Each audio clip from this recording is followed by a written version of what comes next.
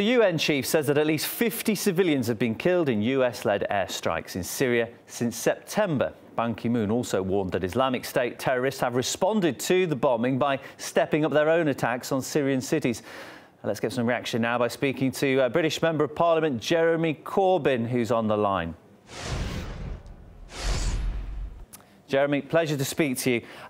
Now, Washington earlier said that civilian casualties were not a concern when involved in bombing a terrorist territory, which, personally, I have to admit, I find quite shocking. I'm sure anybody who values innocent human life would find it quite shocking. How does that align with international law?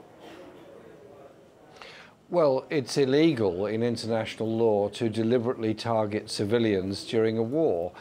Israel is under investigation for the bombing of civilian targets in Gaza, and if the US are deliberately bombing civilian targets in Syria, then that is also illegal under international law. But aside from the objectivity of international law, there's this sort of cold reality that somebody's saying, well, 50 civilians dead, we don't regret it. In fact, there's 865 been killed, apparently, and they're saying the other 815 are all fighters. Well, they're still human beings, they're still lives, there's still bitterness that's going to come as a result of that. Surely we need some sort of progress towards creating a scenario where there can be peace within Syria. It's regrettable that the Geneva II conference hasn't taken place, and we're now faced with this sort of 3- or 4-way civil war, depending on how many different protagonists you count. Valerie Amos's report to the UN Security Council a couple of days ago indicated that there are probably 12 million people in Syria living in desperate poverty. There are tens of thousands, nay, hundreds of thousands in refugee camps in Jordan, Lebanon and Turkey, and all over the world, particularly in Europe, but indeed in wider places than that.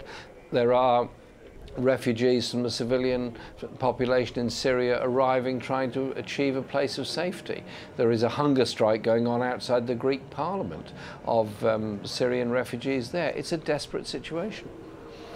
Now, as we know, Islamic State, they still have control of large parts of Iraq and Syria. Now, as we understand, the reports are they're making at least $1 million a day from selling oil on the black market. If the US wants to kind of cut off a lot of their power, surely they could do that by bombing the refineries and stopping their income.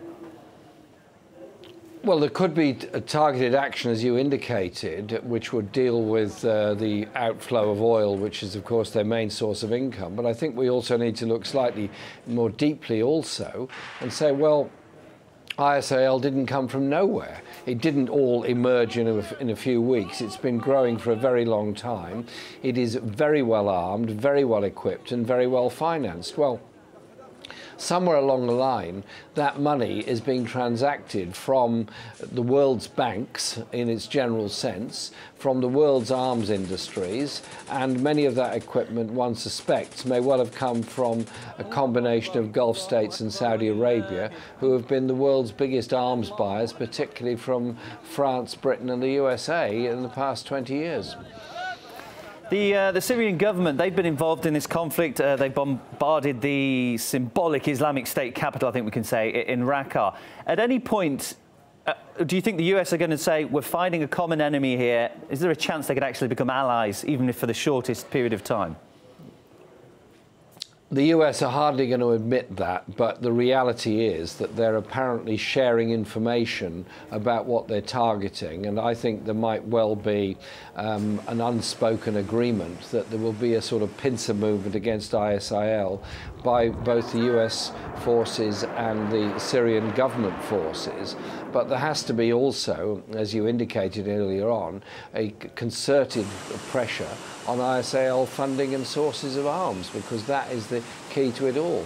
But there also has to be some sort of appeal to the population that are living in the ISIL areas, because if they're going to be bombed by Western bombs, if your family are killed by a bomb, they've been killed by a bomb. You are going to be angry, you're going to be bitter about it. So I am very concerned at this increase in US bombardment of Syria without, as I understand it, any legal basis for doing it other than the issues faced by ICL in Iraq. There has to be some more nuanced, more systematic political process in the whole area.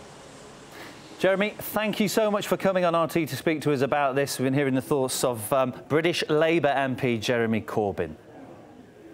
Thank you.